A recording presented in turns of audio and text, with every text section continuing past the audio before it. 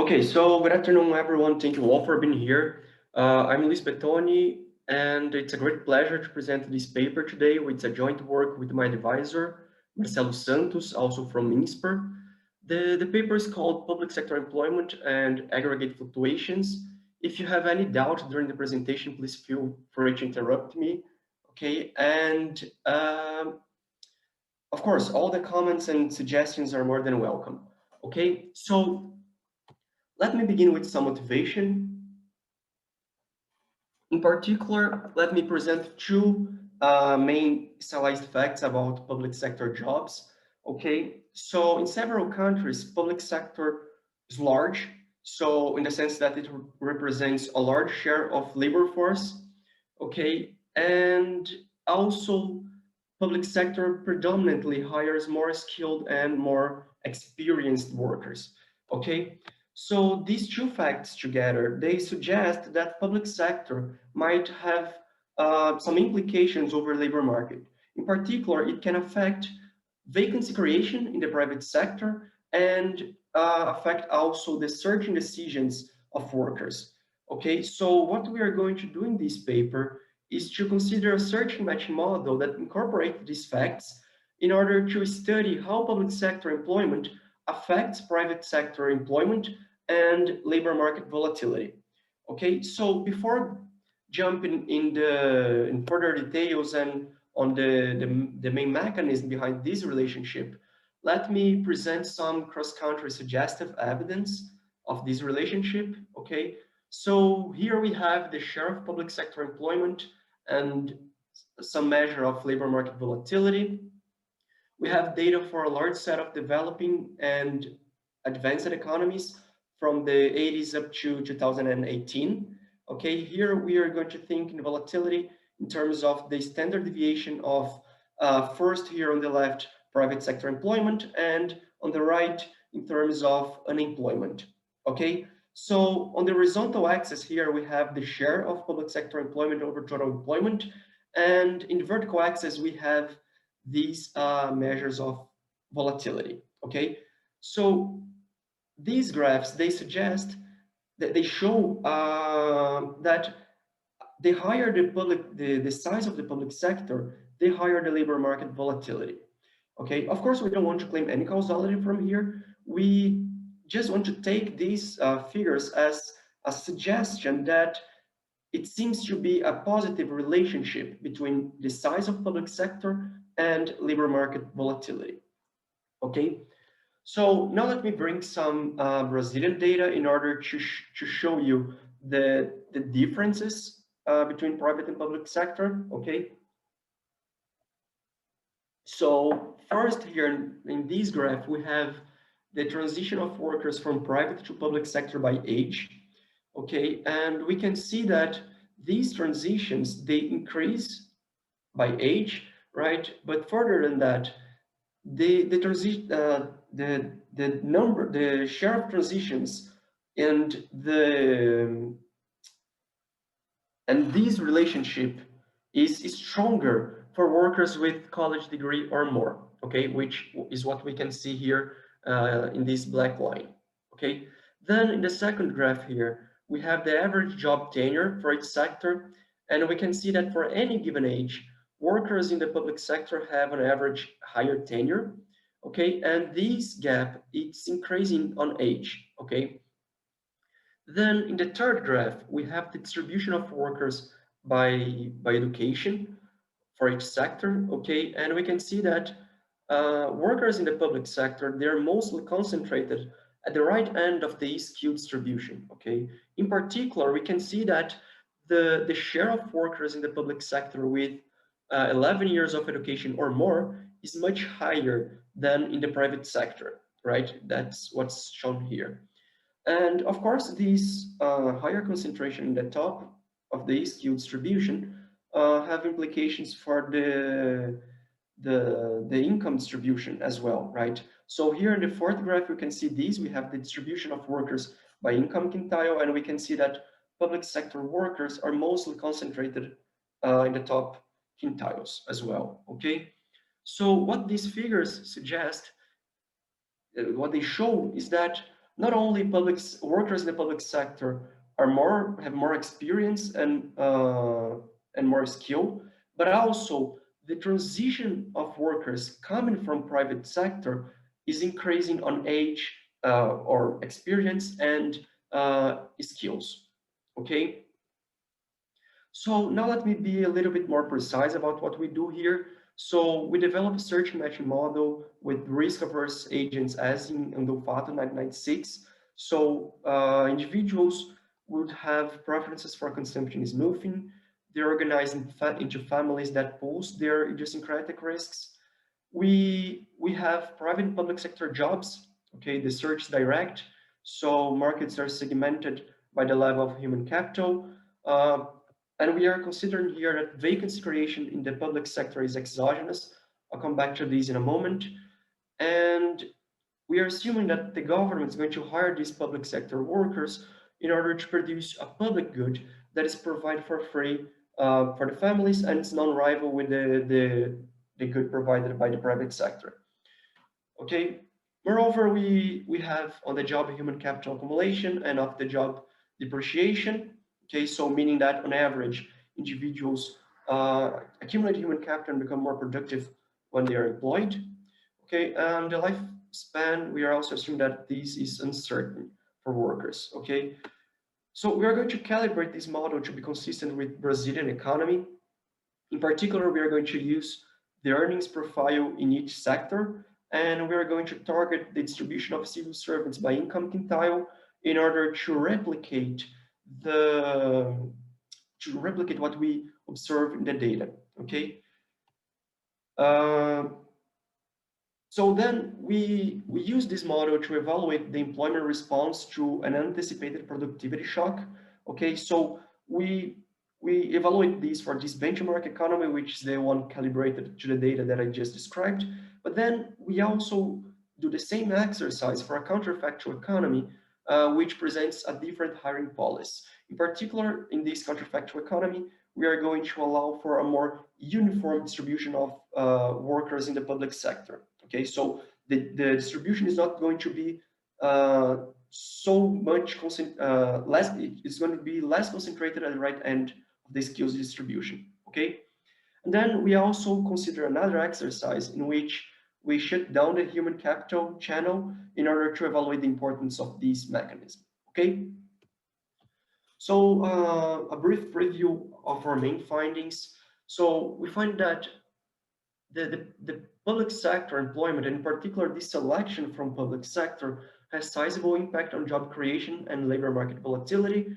When we compare the benchmark economy, which features this selection, this concentration at the right end of the skill distribution, we observe that the full employment is almost 30% larger than in the counterfactual economy, in which the distribution is more uniform. Okay, then we also find that human capital accumulation is the key ingredient behind our results, and the main intuition here is that from the firm's perspective, hiring a worker is like an investment activity in which the costs are paid up front, but the flow of benefits from forming a match, they are spread over time. They accrue gradually for the firms. Okay, so if the flow into the public sector increases with human capital, then this hiring policy from the public sector decreases the net benefit of a match for the firm. Okay, so it would affect the vacancy creation from the private sector firms, and then because of this, it would increase the responsiveness of labor market tightness to shocks. Okay, so we relate to a large literature studying the implications of public sector employment on labor market. But for sake of time, I'll have to skip this. I just want to emphasize our main contribution here. They're mainly twofold. Number one, we study the role of on-the-job human capital accumulation as a channel behind this relationship. Okay, and further than that, we focus on the implications of the hiring policy from the government instead of wage premium or the stability. Okay, so now let me present the main features of the model. I don't spend much time here. I just want to bring the main features that I think might be important for you to have a better understanding about what's going on and about our mechanism. Okay, so as I said, these individuals are organized into families. So they are going to pool, these families are going to pool all their members' idiosyncratic shocks. So the preferences of these families are given by these functions. So their utility is going to depend on the consumption of the private sector good and also from this public good. Okay, and the budget constraint is quite standard. So it entails that whatever is consumed plus what is saved must be equal to last time savings plus total members' labor income plus the profits from the firms that are owned by this family. Okay, these individuals, they can either work in a job in the private or in the public sector, or they can be non-employed. Depending on where they are, their earnings is going to be different. So for instance, if they're in the public sector, their earnings is going to be this WG, whereas in the private sector is going to be WP. And if they're non-employed, their earnings is going to be determined by home production. Okay, I'll come back to the main distinction, the main differences about public and private sector jobs in a moment.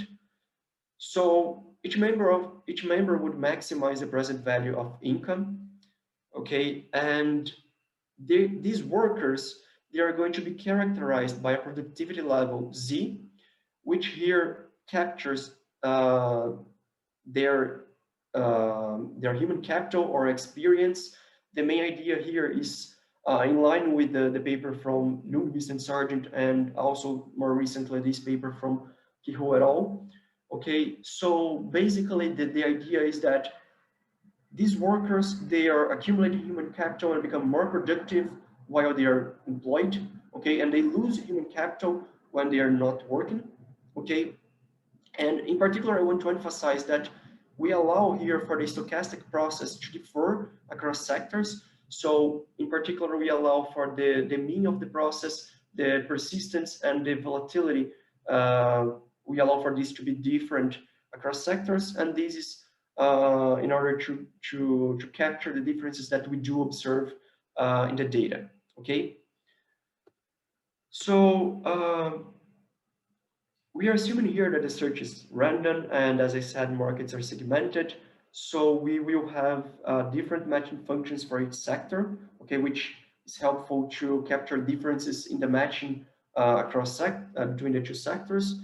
Okay, the job finding probabilities in the private sector is going to be denoted by MP, and in the public sector by MG. Okay, and the job filling rate is going to be characterized, it's going to be captured here by this lambda t, okay? So now let me spend a little bit more time here in the Bellman equations because I think this is important. So let me begin sorry, can I ask you one question? So there is an asymmetry between match functions in the previous slide. Would you mind to go one slide back? Yeah, sure. So there is this asymmetry. What's the intuition for that NP, which I guess the employment, the private sector, to enter the matching function in the public sector and not public employment not entering the match function in the private sector? Yeah, I would explain this in the Bellman equations, but a good question. So here we have two assumptions. First, we are assuming that the public sector is in an absorbing state. So once in the public sector, workers are not going to private sector, and we also don't have on the job within a sector on the job on the job search. Okay. So here this captures that in the workers that are going to the private sector are coming from unemployment, but workers that are coming from public sector, that are in the public sector, they are coming from both unemployment and the private sector, okay? I think this will become a little bit more clear when I present the continuation of the private sector workers. Okay, but if it's not, please let me know. Okay, so for a private sector worker, his value function is characterized by the current wages, and in the continuation value, we have here first the survival probability, the family's discount factor, and then we have the probability of receiving an offer from the public sector, endogenous and exogenous and endogenous exogenous separation. Okay, being more precise, so with probability MG here, this worker can receive an offer from a public sector job, in which case he can choose between going to this job or staying in his current state. Okay, with probability delta P, he's basically fired, so he becomes unemployed, and the remaining probability he's not fired and did not receive an offer. So then in this case, he could choose between staying in his current position or moving to no employment. Okay, for civil servant workers, the idea is basically the same. So their value function is determined by his current wages plus the continuation value, which captures the probability of being fired, in which case he becomes unemployed, and with remaining probability he's not fired, but then he can choose between staying in this job or moving to no employment. Okay? For non-employed workers, the idea is basically the same. So first here we have the home production, but notice that in the continuation value, now we have both the probability of receiving an offer from the public sector and the probability of receiving an offer from the private sector. Okay?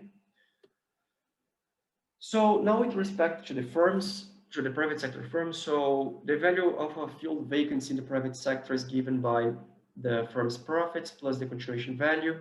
The profits here, the output of the profits are this term here. So AT is an aggregate productivity, which we assume that follows an AR1 process. Okay, Z is the productivity of the worker that is matched with this firm, and WP is the wages that are paid for this worker. Okay, so this is the profit, and here we have the continuation value. So if this job is not exogenously terminated and there is no offer from the public sector, then the firm chooses whether to keep this relationship going on or to terminate it. Okay, then we also have the traditional free entry condition, and the wages. We are assuming here that the wages in the private sector are determined via national bargaining. So for each market, we would have a given wage, and for the public sector, we are assuming that wages are exogenous. So we are simply assuming that there is a premium compared to the private sector. Okay. The government is going to produce its good using linear technology on labor. As I said, these goods are going to be supplied for free for the representative family. These goods are going to be non-rival. Okay, and the government is going to set the vacancy creation in each supermarket, and the costs of posting the vacancies are going to be deducted from the production, and all the costs, all the government finance is going to be financed by lump sum taxes. Okay, I'll skip the calibration. I want to spend some time here describing the main exercise and then presenting you the main results, okay, in these 2 minutes that I have left. So the idea is the following. Suppose that the economy is at a steady state and there is an anticipated 1% drop in aggregate productivity at period 1, okay? The drop is unexpected prior to this first period, but agents perfect foresight these afterwards. Okay, so we compute the transition dynamics between steady states, okay, and we run this experiment for the benchmark economy that I described, which is the one calibrated to the Brazilian economy, which captures the concentration at the top, at the right end of the skill distributions. And for this counterfactual economy, in which the vacancy creation in the public sector is less concentrated at the right end of the skill distribution. Okay, so this graph here shows this. Okay, we still see that the share of workers in the public sector is more concentrated here, but it's less than in our benchmark case. Okay. So on the left here, we have the productivity shock, and on the right, we have the private sector employment response to this shock. Okay, in the black line here is our benchmark economy, and the gray one is the counterfactual one. Okay, so first we can see here that just one thing, we are thinking here in periods in terms of quarters, okay, and we are plotting these for 40 periods, okay. So first we can observe that the drop in the private sector employment following this shock is very large and long lasting, okay? But when we compare the counterfactual with the benchmark economy, we can see that the drop in the benchmark economy, when we have this biased selection, this drop is much higher and longer lived, okay? Then in order to understand what's behind this, we consider another exercise in which we want to evaluate the role of human capital. So we basically just set the mean of the stochastic process in both sectors equals to 0. Okay, and then we redo the same exercise as before. Okay, so we will have the benchmark and the counterfactual economy. Okay, so for sake of comparison, here we kept the exercise that we previously did.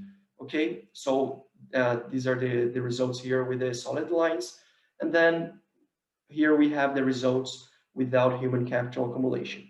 Okay, so we can see that without human capital accumulation, the drop is much smaller and less persistent. Okay, after some periods, like I don't know, like 25 periods, we're back to the private sector employment's back to its original level. Okay, and also another thing that is really interesting is that when we compare the benchmark with the counterfactual economy, we don't see basically no difference. Okay, so showing that the human capital accumulation is key for this result. Okay, so just to conclude briefly, what we are doing in this paper is to study the effects of public sector hiring policies over private sector employment. Okay, and we show that it increases labor market volatility, and we also show that the interaction with on-the-job human capital accumulation is key for our result. Okay, I just want to make a parenthesis to conclude here. We are not claiming here that the government is bad or anything like this. Like, actually, the government can help to improve the performance of the economy if the provision of public infrastructure, for instance, is below the optimal scale. Okay, the issue, the problem that we are discussing here is that when this selection is excessively biased towards more skilled or more experienced workers, it might discourage vacancy creation in the private sector, and thus it might have unintended negative consequences over the labor market, volatility, and unemployment. Okay, so that's it. That's what I have for today. Thank you very much. Any doubts?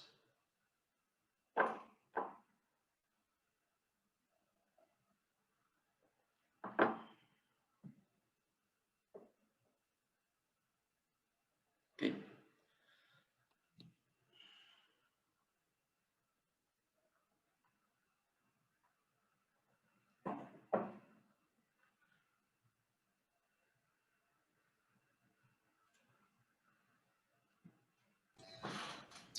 Bom, então acho que se alguém tem alguma pergunta aí para o Luiz.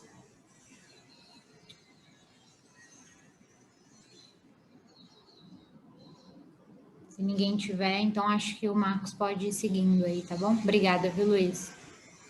Okay.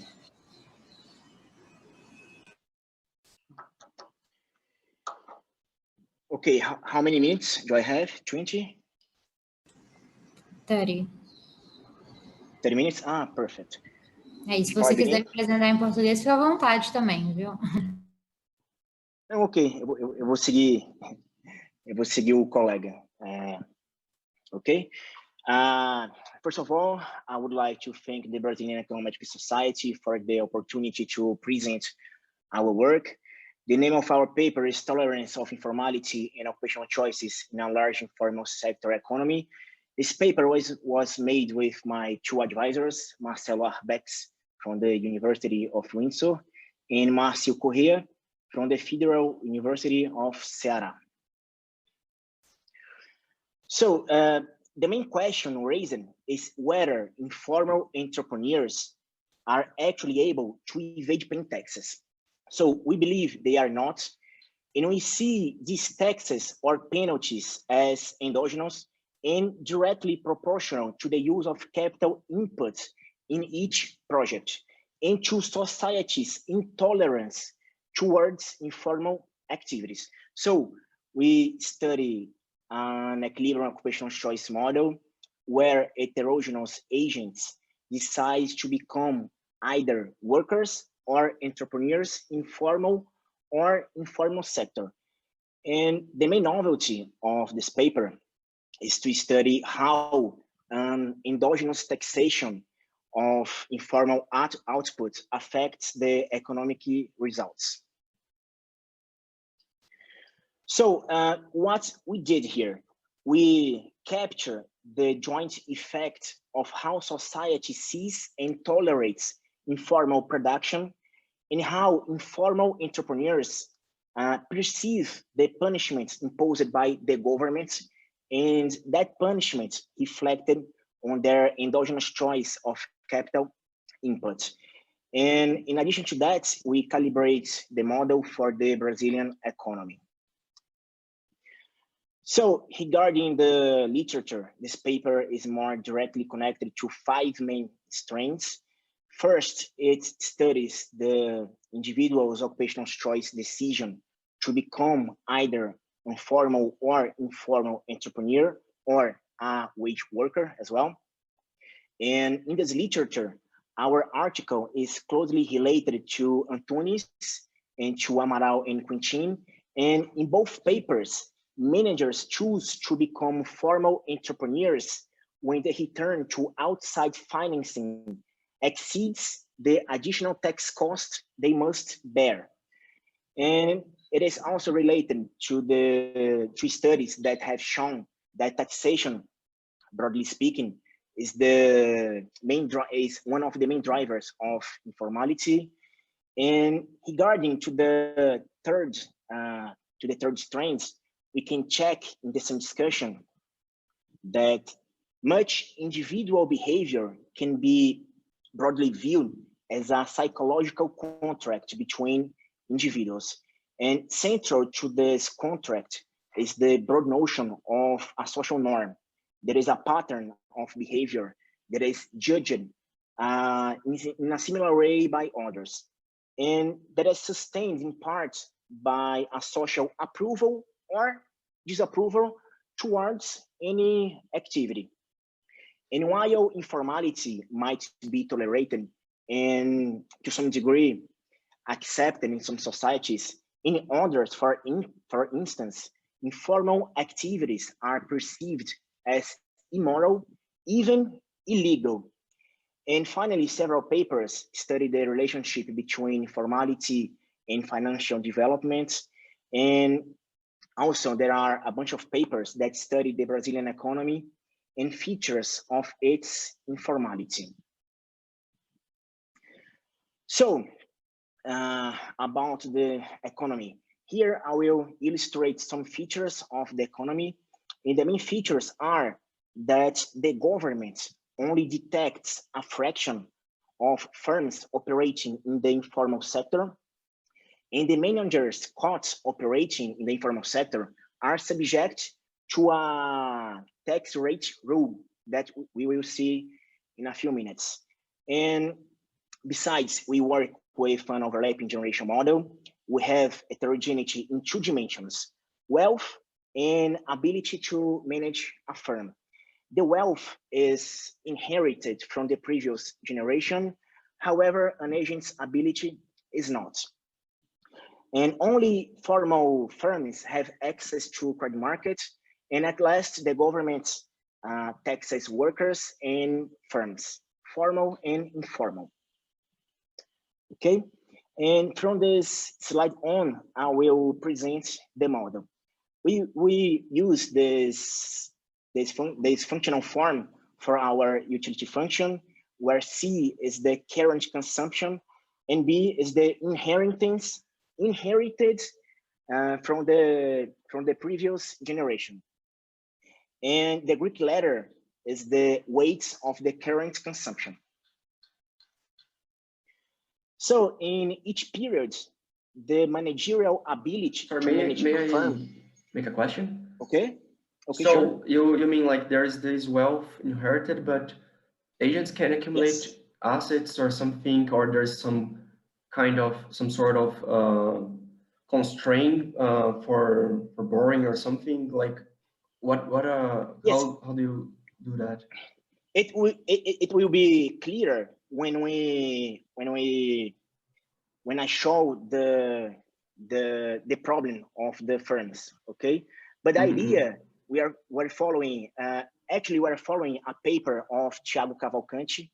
I think everybody knows who he is, and he does this in the same way. In the how can I say the savings are actually these inheritance which is left to the next generation. I see. Okay. Thank you. Thank you. Okay. So in each period, the managerial ability is drawn from an ability distribution, which follows an uniform distribution within this range. The productive function is given by this expression 2, and the informal sector is more labor intensive and less capital intensive. And in addition to that, we assume that the informal sector is also less productive. Okay, and these three hypotheses were just following the literature and the SINF survey for the informal sector made for Brazil. So an agent that decides to become a worker has total income given by this expression 3, where tau W is the tax rate on labor income. W is the tax rate, is the wage of the both sectors. Okay, we just have one wage here in the model. The T is a lump sum government transfer. R is the interest rates, and B is the bequest inherited from the previous generation. And an agent may also decide whether to manage a formal or informal firm, and he will maximize this productive function for subject to output taxation and to labor and capital costs. And two features of the last maximization deserve particular attention: the collateral constraints and the output taxation. The lambda here informs the entrepreneur's accessibility to financial markets and the degree of financial development of an economy. So if the lambda is bigger, is higher than 1, we have our formal firms, and in other case, if it is equal to 1, it's the case of the informal firms, which do not have access to credit market. Okay. So the tax collection in the formal sector is straightforward, as production can be observed without costs by the tax authority. And on the other hand, the government can only monitor a small fraction of the informal production, and hence a fraction of informal activities goes untaxed. So a manager that is operating an informal technology is subject to this tax rate rule in expression 9. And notice that this expression reflects the fact that taxation of informal output is endogenous to the amount of capital used in production. And this means to capture the feature that informal firms operate with lower levels of capital to reduce their visibility and not being detected by the tax authority. And the more capital is used in production, the more visible the informal managers are, and the higher is the taxation on their output. And finally, this parameter, zeta, is a proxy for the fact that social norms impose restrictions on the government's punishments of informal activities. Finally, due to the reduced time we have here, we will only show the optimal choices for the informal sector, okay? And for informal managers, the profit maximization problem yields the following optimal capital and labor demand functions from 10 to 13. And the factor epsilon is the elasticity of informal taxation with respect to capital. And notice from these expressions that the higher the punishment of informal production, the less capital is used in the informal sector, which leads to a lower demands of labor, and finally to a lower production of informal sector. So the agent will choose the occupation that generates the highest return among the three possible occupations: worker, informal, and informal entrepreneur. And the solution of the agent's problem allows us to characterize the mass of entrepreneurs, where the EF is the mass of the formal firms, and the EY is the mass of informal firms. So the government finances transfers to entrepreneurs and workers and bears an endogenously given monitoring costs according to this expression. And likewise, we have here the resource constraints of the economy. Here we show the equilibrium of the economy. All markets clear, and the government budget constraint is also satisfied by the expression 15. And finally, the law of motion of bequests distribution is time invariant. We will now show the economic implication of our model. Specifically, we will also explore counterfactual analysis. And the structural parameters of the model were calibrated to match several dimensions of Brazilian economy, which we can see here. And as you can see, the model matches the Brazilian economy fairly well along a number of dimensions. And specifically, the model matches 4 dimensions of informal sector in Brazil and key others. Regarding the informal sector, we see the model matches the informal sector in total employment, the informal sector in total, informal sector in total output, informal sector in total employment, the standard deviation of informal labor employment, and the ratio of averages of formal and informal employment. And these 2 statistics were obtained from the ESINF, okay? And the model also fits the share of formal entrepreneurs in the share of wage workers, in the tax collection in total outputs, and finally the credits in total outputs. Just in this doubt. figure, okay, These, again, you target these moments?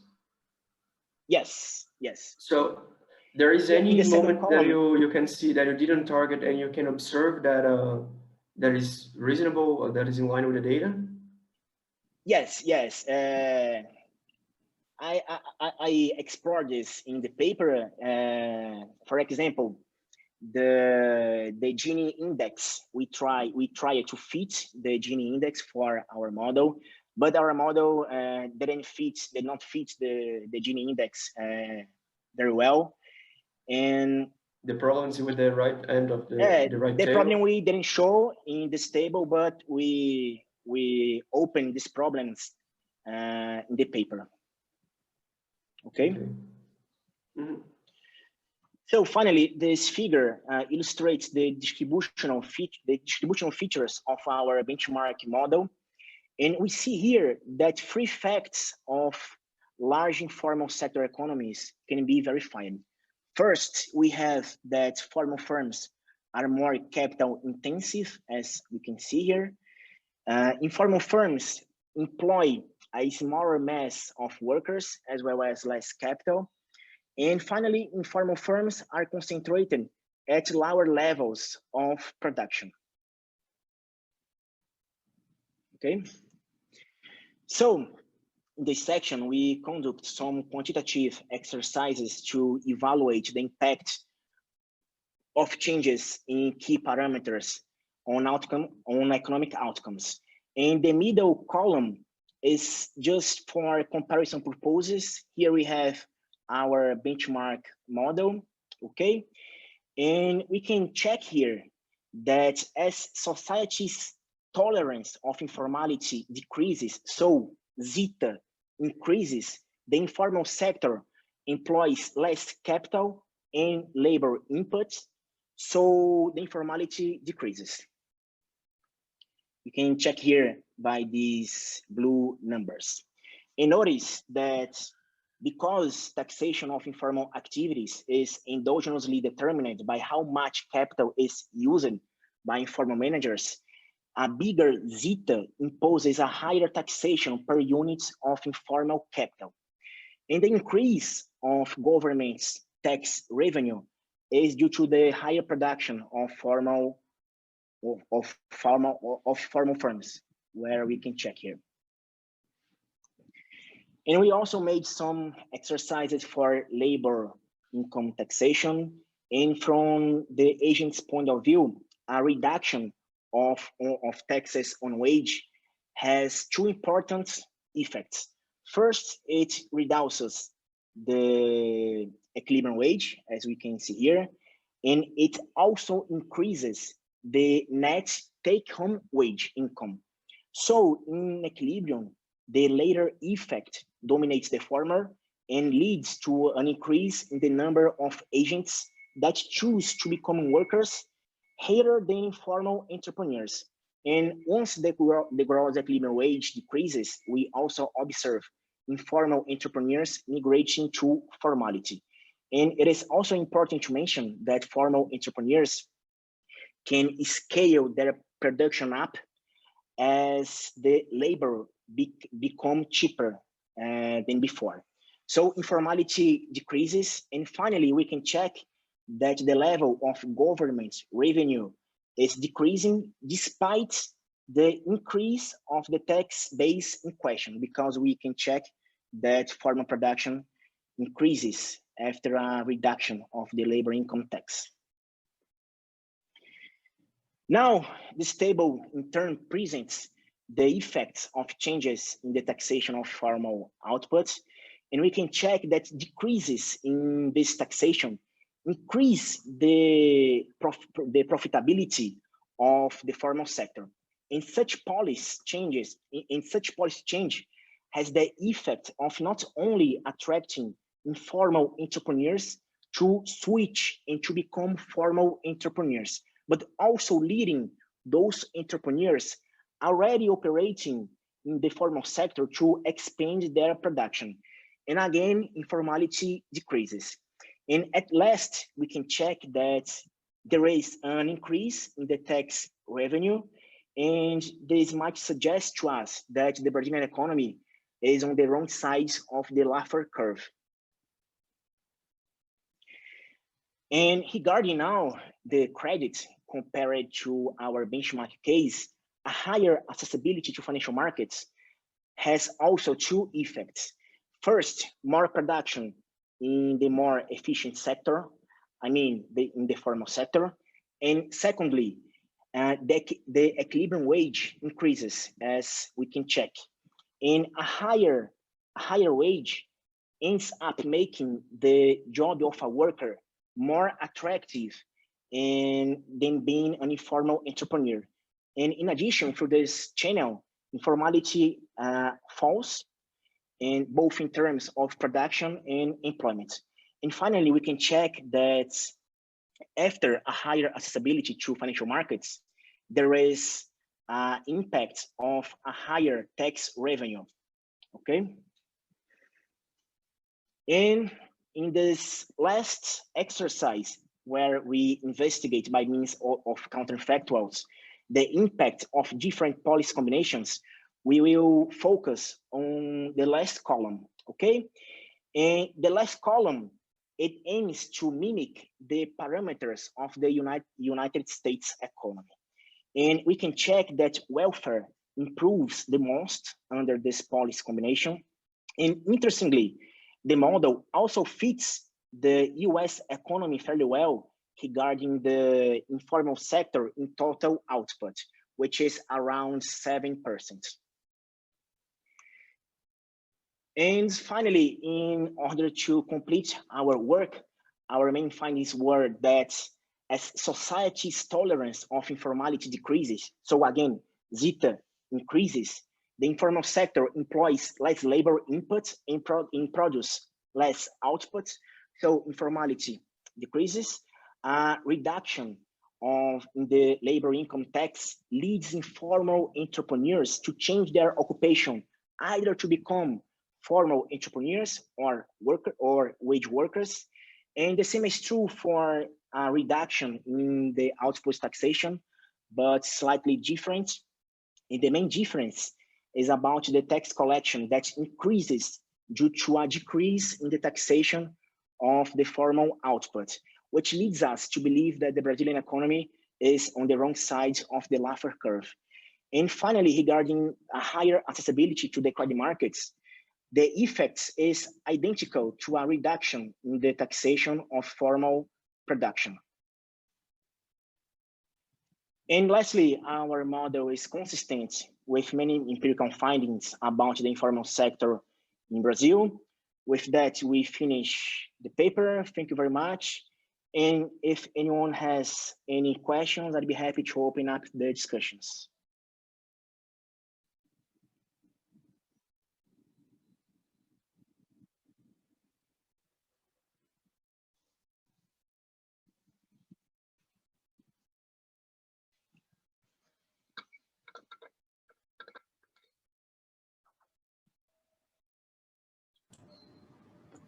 No more questions, guys?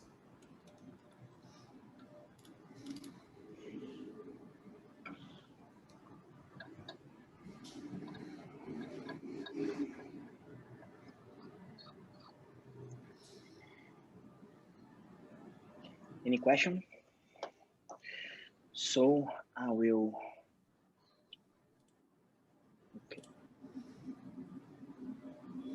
Okay, so I will go on here. Well, I think there are only Brazilians in the audience, so I will follow in Portuguese. And please, if there is anyone who doesn't speak Portuguese, let me know so I can present in English, ok? Bom, vou apresentar aqui o paper, meu paper com o professor Márcio Garcia, né, que foi meu orientador ali na PUC durante o mestrado. O paper estuda a relação entre reservas internacionais e taxa de juros, né? Então, assim, para apresentar a questão, acho que a gente pode começar olhando a parte de reservas aqui no Brasil, tá? Então, esse gráfico aqui mostra, né, a série em vermelho é a série de reservas em bilhões de dólares no Brasil nos últimos quase 30 anos, né? E aí essas colunas aqui, enfim, eu já volto para elas, mas olhando a série histórica aqui das reservas, né, fica muito claro que houve um processo de acumulação muito forte aqui a partir de 2006, em que não só o Brasil, mas muitos outros países do mundo, né, depois de assistir ali a crise asiática no final do século passado e tudo mais, percebeu a importância, né, de manter esse seguro aí compondo o setor externo, para tanto se proteger, né, em momentos de busca por segurança, né, flight to safety, enfim, e também ajuda a prevenir esses movimentos, né? Então, tanto em crises financeiras, quanto mesmo agora o Covid foi um exemplo, né? Ter um estoque desse traz certa segurança para investidores e, enfim, é um fator muito importante. Contudo, né, o que essas barrinhas aqui colocam para a gente são algumas, uma regra de bolso que se tem para avaliar o tamanho dessas reservas, né? Porque mesmo sendo seguro, aparentemente, né, o que essas regrinhas de bolso indicavam é que o nível de reservas estaria muito mais alto, né? Então, essa métrica, por exemplo, é a métrica Assessing Reserve Adequacy do FMI, que basicamente ela coloca como 100% o nível de 5% das exportações de um país, mais 5% de broad money, 30% de dívida de curto prazo e 15% de other liabilities. E aí, com isso, ele constrói um número de 100%, e aí, segundo eles, o nível adequado de reservas iria entre esse 100% até 150%. Fazendo essa conta, né, o nível de reservas do Brasil, por exemplo, estaria muito mais alto. E não só com relação a essa conta, mas com várias outras, né? Como 3 meses de importação, enfim. Acontece, né, que avaliar o nível de reservas só por esses fatores pode ser muito misleading, né? Então, acho que, como qualquer modelo, né, de nível ótimo em economia que a gente estuda, é importante achar um equilíbrio aí entre o benefício e o custo de algum ativo, né? E aqui no caso de reservas, esse custo, ele tem como proxy muito conhecida o diferencial de juros no país que a gente está trabalhando, no caso aqui o Brasil, e os Estados Unidos, por exemplo, né? E aí a gente sabe que, historicamente, né, o Brasil é um país com nível muito alto, que incorre nesse diferencial muito alto, né?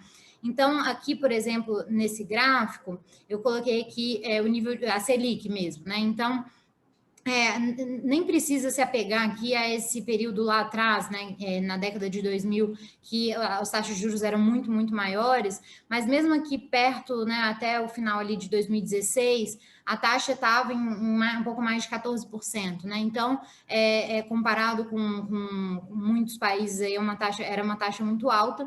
E aí, o que eu considero como uma hipótese base aqui para o estudo que eu estou propondo é entender que em outubro de 2016, em um ambiente, né, de crescimento mais moderado, de expectativas de inflação mais contidas, e um ambiente muito diferente do que já tinha se visto antes, quando o Banco Central corta a taxa de juros aqui, a hipótese é que estava se iniciando um ciclo de easing, né, em política monetária, e que esse ciclo durou aqui pelo menos até maio de 2018, tá?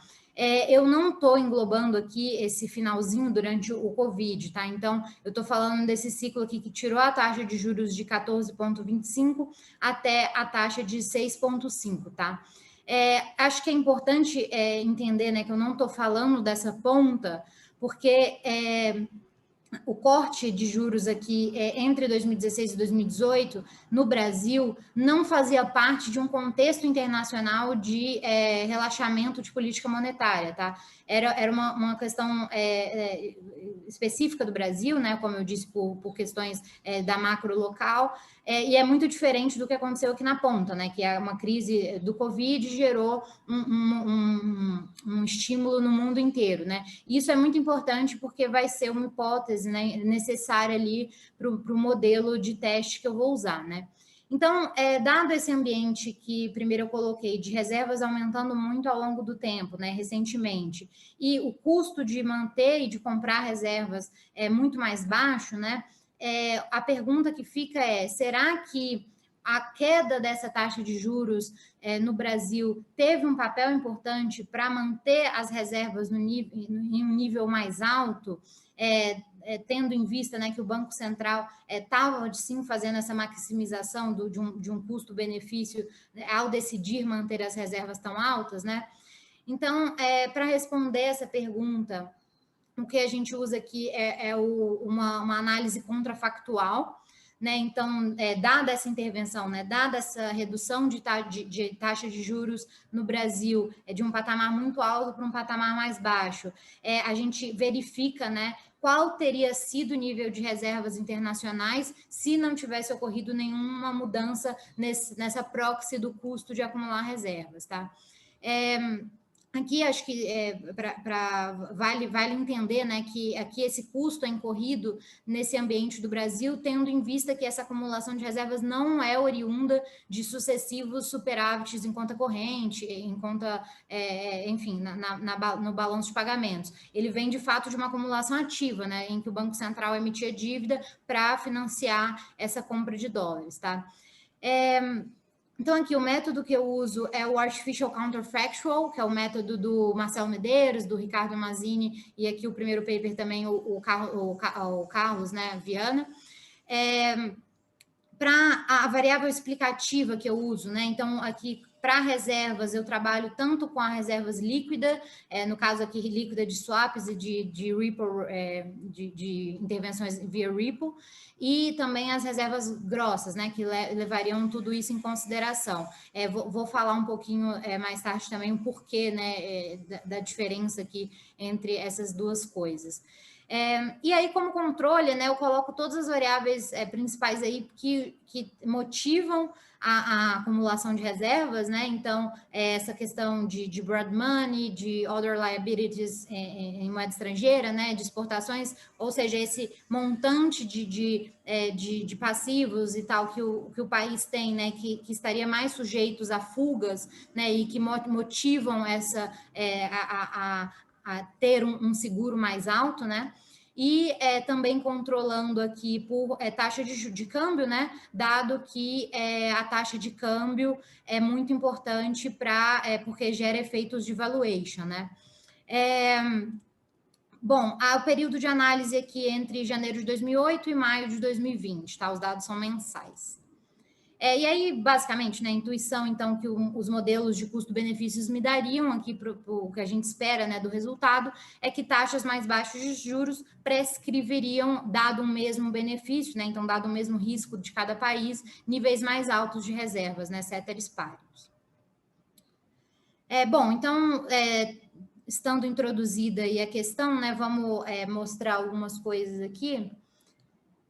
Bom, aqui é só para mostrar de fato que essa acumulação, né, de reservas não foi um movimento nas últimas 2 décadas, né, não foi um movimento específico do Brasil. Aqui no gráfico eu coloco algumas regiões do mundo, né, então desde 2002 até aqui por agora, você percebe que tem de fato uma tendência geral, né, de acumulação. Aqui principalmente Emerging Asia, né, que atingiu níveis muito altos, mas mesmo Latam, CIMIA e tudo mais. E aí a razão, né, pela qual algum país, né, acumula reservas, acho que na literatura são 2 pontos principais, né? Então, o primeiro seria o motivo precaucionário. Então, o que é isso, né? O motivo olhar as reservas como, de fato, um seguro para o país. Então, eu tenho esse seguro para me proteger de sudden stops, para me proteger de ambientes de crises financeiras, para me proteger de riscos de rolagem, de dívida. E aí, enfim, aqui é importante, né? A gente está falando de economias que têm acesso um pouco limitado ao mercado global de capital, né? Ou, enfim, que não são considerados ativos seguros, né? Então, que em ambientes um pouco mais incertos, né? Estariam sujeitos a esse tipo de problema. E aí tem outro motivo também que a literatura menciona, né, e trabalha com, é um motivo chamado mercantilista, né, que é aquele motivo que a China é o exemplo clássico, que é de uma acumulação de dólares com o objetivo de interferência no câmbio, né? Então, retirando esse câmbio, gerando alguma depreciação na moeda e, com isso, estimulando a parte de exportações, tá? E aí, é claro, né, o modelo que eu estou trabalhando aqui é todo racional, vem dessa questão de motivo precaucionário, tá? E aí, como reserva sendo um seguro, tem, claro, um custo, e aí você precisa balancear esses 2 pontos, né? E aí, assim, existe um nível ótimo, né? Acho que é uma questão super interessante tentar pensar nesse nível ótimo, né? Existem muitos papers que tratam sobre isso. Uma daquelas regras de bolso, né, que eu comentei, que é a Greenspan-Guidotti Rule, né? Diferente um pouco da área metric, mas usa um desses componentes, que é justamente fazer um 100% da dívida externa de curto prazo de um país. E aí, essa conta aqui da Greenspan-Guidotti Rule, segundo esse paper, que é muito conhecido na literatura do Gianni Rancière, de 2011, eles mapeiam que essa regra indicaria um nível ótimo em torno de 10%, tá?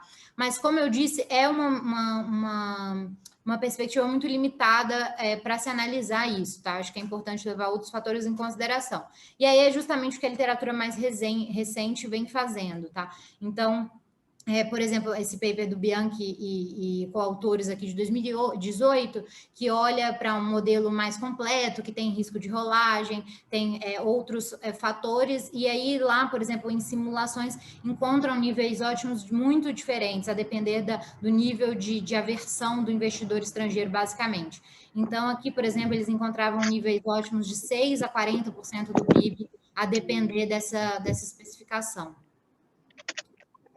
Tem alguma pergunta? Eu vi o microfone ligado.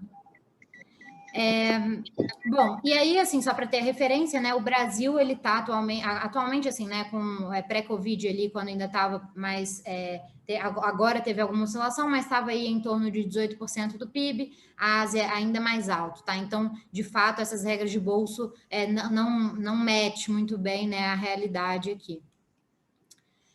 Aí alguns papers, né, que são comuns na literatura, né, então, esse do Bianchi é o que eu acabei de mencionar, né, tem também a questão de estabilidade financeira, né, então, tem tanta essa questão que a gente está falando de trazer mais confiança já em um momento de crise, mas tem também um fator importante que é prevenir crises quando seria específica daquele país, né, então, ter um nível de reservas alto inibiria, o que esse paper aqui encontra, né, inibiria investidores estrangeiros de sair da economia em um momento um pouco mais instável e tudo mais. Essa questão da visão mercantilista, quem pontua é esse Dooley aqui em 2003. Então, enfim, acho que são várias formas de lidar com isso, né? E aí, só que assim, acho que todos esses, né, que tratam de motivo precaucionário, têm aí como background essa questão de custo-benefício, que é o que a gente trata aqui, mas de uma forma empírica, né? Então, aí, indo para a metodologia, né? Então, o que a gente... qual que era a questão aqui, né, o problema? Quando tentando, em micro, ou enfim, tentando medir o efeito de alguma intervenção, né, a unidade tratada, né, que no caso o Brasil, deveria ser sempre comparada com outra suficientemente similar, né, que não tenha sido submetida à intervenção. Então, aqui no caso do Brasil, o ideal seria ter outro país muito parecido, né, parecido o suficiente, que não tenha passado por esse ciclo de corte de juros que o Brasil passou, e aí a gente poderia comparar o comportamento das reservas nesse país com o nosso e chegar a alguma conclusão. Mas aí, em se tratando de países, né, é muito difícil encontrar algum que seja parecido o suficiente, e aí por isso que a literatura construiu aí várias metodologias para ter contrafactuais adequados, né? Então, que aí o que a gente faz aqui, né? Então, justamente no que a gente usa, né? No Artificial Counterfactual. Então, assim, o que a gente quer, né? Então, que esse Y1 aqui seria, de fato, o país, né? O Brasil, a partir de outubro de 2016, né? Com o início do corte de juros. Então, aqui seria observar a série de reservas depois desse evento. E aí, esse Y0 seria o Brasil, observar o nível de reservas do Brasil sem que esse corte de juros tivesse acontecido. A gente sabe que essa série Y0 ela não existe, né? E ela é impossível de obter. Então, o que a gente precisa aqui é, de alguma forma, estimar isso, né? E aí, como a gente faz essa estimativa? Basicamente, o que o método faz eu coloco lá como insumo todas essas variáveis que eu tratei, né? Reservas e todos os controles para uma série de outros países, né? Outros emergentes. E aí, com isso, o método estima pesos ótimos que criem um contrafactual muito parecido com o Brasil a partir de cada uma dessas séries, tá? E aí, com isso, a gente tem um comparativo aí ideal para avaliar o nível de reservas sem que tivesse acontecido essa mudança de ambiente, tá? E aí, assim, por que o arco, né? Então, na literatura existem vários outros métodos aí para estimar esse tipo de efeito. Eu acho que o mais conhecido, que seria um substituto mais próximo, é o Synthetic Control. E aí, por que eu escolhi o arco, né? Porque, basicamente, aqui, acho que são dois os grandes fatores. Um é que ele já tinha toda uma estrutura de testes e tal para fazer inferência estatística, então aqui eu já consegui construir intervalos de confiança e tal para, de fato, avaliar a qualidade do nosso resultado. E outro fator é que o arco, diferente do controle sintético, ele não perde toda a informação da dimensão temporal que a gente tem em cada variável. Então, o controle sintético, ele faz uma média cross-section dos resultados, e aqui a gente consegue pegar essas oscilações temporais. Então, de fato, a qualidade aí do contrafactual fica melhor nas estimativas, tá? Bom, aqui só tem os dados das variáveis que a gente usa, né? Então, basicamente, né, é interessante perceber que a média nessa série da taxa de juros estava quase 10%, né? Agora a gente está em 2%, e até o final da série da intervenção, né, de maio de 2018, estava 6,5%. O nível de reservas médio aqui na série 331 bi, reservas líquidas um pouco menos de 300, e enfim, acho que as outras de controle aqui também, com as informações aqui, caso tenha interesse, tá? Bom, aí aqui, acho que para explicar por que eu decidi testar esse método tanto nas reservas brutas quanto na líquida, essa é a principal razão, né? Então, aqui eu tenho o gráfico das operações em swap que o Banco Central fez durante esse período. E o ponto é que, quando você olha esse gráfico, né, que essas intervenções de swap estão aqui em cinza, você percebe que, dentre todas essas ferramentas que o Banco Central tem, né, swap, a intervenção, a moeda as reservas em moeda mesmo, e ripples, você percebe que nesse período o instrumento que foi mais utilizado foi justamente a intervenção via swap, né? Então, e também um pouco de Ripple, né? Mas, enfim, acho que swap aqui tem a relevância bem clara. Então, quando você compara as reservas líquidas aqui com as reservas brutas, fica muito claro que toda a intervenção, né, a variabilidade, ficou nas reservas líquidas, né? A reserva bruta praticamente ficou parada durante esse período. Então, de fato, a variável líquida parece ter muito mais informação para a gente extrair, né? E, enfim, verificar se essas variações de fato responderam a essa queda de juros, tá? Mas, enfim, no paper eu olho para as duas variáveis, mas aqui vou focar no resultado para as reservas líquidas por isso, tá? E aí o que a gente encontra, né, é que de fato, sobre as reservas líquidas, tivemos um resultado significante para todo o período depois da intervenção. Então, o que a gente está vendo aqui, né? Então, em azul, o gráfico mostra o contrafactual que o método construiu para a gente. Em cinza aqui é o intervalo de confiança, né? E em preto de fato, as reservas aqui em log, tá? Então, o que a gente percebe é que o que é o resultado, né? Se não tivesse acontecido a queda no nível de juros, o contrafactual teria sido um nível de reservas líquidas mais baixo pós 2016 do que o que a gente observou de fato, né? Então, parece que, de fato, nesse período, tomando como parado, né, todos os outros fatores que motivariam a acumulação de reservas, essa taxa de juros foi importante para não fazer o Banco Central vender muito mais reserva do que foi vendido, tá? Então, acho que esse é o resultado central aí do paper, né? E, enfim, bastante com significância aí até o final da amostra mesmo, tá? Então, basicamente é isso, né, o resultado.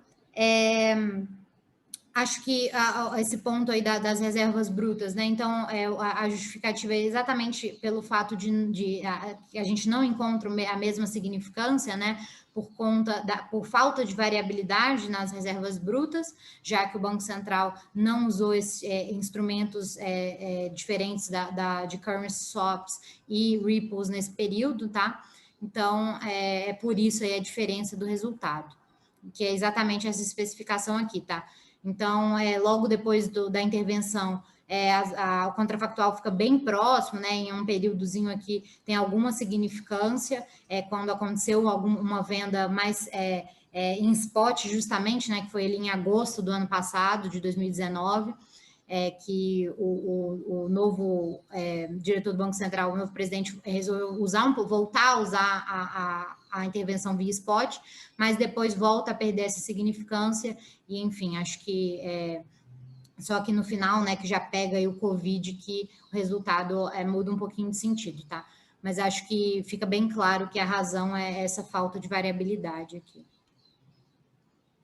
Então, acho que é isso aí, gente. Basicamente, né, o que a gente olha aqui é que existe esse trade-off intrínseco, né, entre um nível ótimo de reserva, para a decisão de um nível ótimo de reservas, entre ter esse seguro e o custo que esse seguro impõe para o país, né, dada essa preocupação, né, essa queda na taxa de juros no Brasil, né, que parece ter um componente muito estrutural, né, que começou ali no final de 2016, era um fator importante, né, para explicar essa manutenção do nível de reservas muito alta aí até 2020, né? Os resultados indicam, né, que de fato a mudança do nível aí de taxa de juros foi importante para determinar o nível de reservas no Brasil, e aí, considerando reservas brutas, os resultados não se mantêm, né? Mas parece que justamente pelo fato de não ter, né, da moeda não ter sido o instrumento principal para o Banco Central intervir, né? Então, basicamente é isso. Obrigada pela atenção. Se tiver alguma dúvida, estou à disposição para responder aí. Alice? Oi. Ótimo. Bem legal o teu trabalho, viu? Parabéns. Eu queria saber quem foi o pool of donors dos países que você utilizou? Quem foi o quê? Os países doadores de características. Então, eu usei Coreia, muitos asiáticos, né? Coreia, Malásia, Tailândia, Singapura. Aí usei os países Latam, né? Colômbia, Chile. Todos os que tinham dados, né? Então, acho que é um pool bem grande aí de países. E aí, assim, né? O método tem a liberdade de zerar pesos, né? Então, se um país desses não era adequado o suficiente, era só o método mesmo coloca um peso zero aí para não para o país todo, né? Mas para, por exemplo, se por exemplo, Singapura tem uma dívida do governo muito alta, então muito mais alta do que aqui. Então, se isso não era bacana para explicar essa variável no Brasil, no contrafactual, ele poderia zerar a dívida do governo para Singapura, mas usar o nível de reserva de Singapura para explicar, sabe? Então, ele consegue colocar esses zeros aí em alguns locais. Entendi. Então, ele faz muito parecido com o que o controle sintético faz, né? Faz muito parecido, mas, assim, outro fator, né? Então, por exemplo, basicamente, o controle sintético ele tem algumas limitações, ele limitações comparado com o arco, tá? Então, o controle sintético tem um problema que na determinação desses pesos, ele não consegue colocar nem zero e nem valor negativo. Então, por exemplo, se eu tenho uma economia que é exatamente o oposto do Brasil, ela seria muito legal para explicar o Brasil, né? Porque ela tem uma correlação alta, só que é negativa. E aí o controle sintético jogaria esse país fora, entendeu? Então, e o arco não, o arco consegue colocar esse peso negativo, zero, o que for, entendeu? Então, basicamente, então, no arco, pode falar. Mesmo que não exista uma combinação convexa para você conseguir fitar pré-tratamento, é possível que nesse peso negativo você aproxime o tratamento do controle, né? Ah, entendi. Isso, exatamente. Exatamente, essa questão do controle do conjunto convexo, né? Que aí é por isso que tem Entendi que ser entre 0 perfeitamente. e 1, né? E aí o arco não Bem tem legal. isso, o arco pode ser o peso de qualquer forma. E aí tem esse outro benefício que é em questão de qualidade mesmo do contrafactual, né? Então, na minha experiência aqui que eu tive, que eu tentei usar ambos os métodos, o fato do arco, porque o controle sintético faz a média durante o tempo, né? E aí acaba usando só essa informação entre países e perde a informação de um mesmo país ao longo do tempo. E o arco não, o arco também não perde essa informação de um país ao longo do tempo. Então, pela minha experiência, os contrafactuais do arco também fitam melhor, sabe? Eu acho que por conta disso também. Entendi, Alice. Era somente isso. Bem legal, viu? Parabéns. Valeu, obrigada.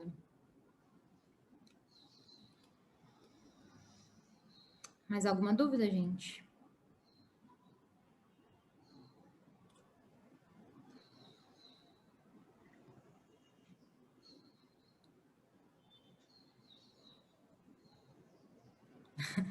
Parabéns para o Márcio também, né, professor? Não, parabéns só você.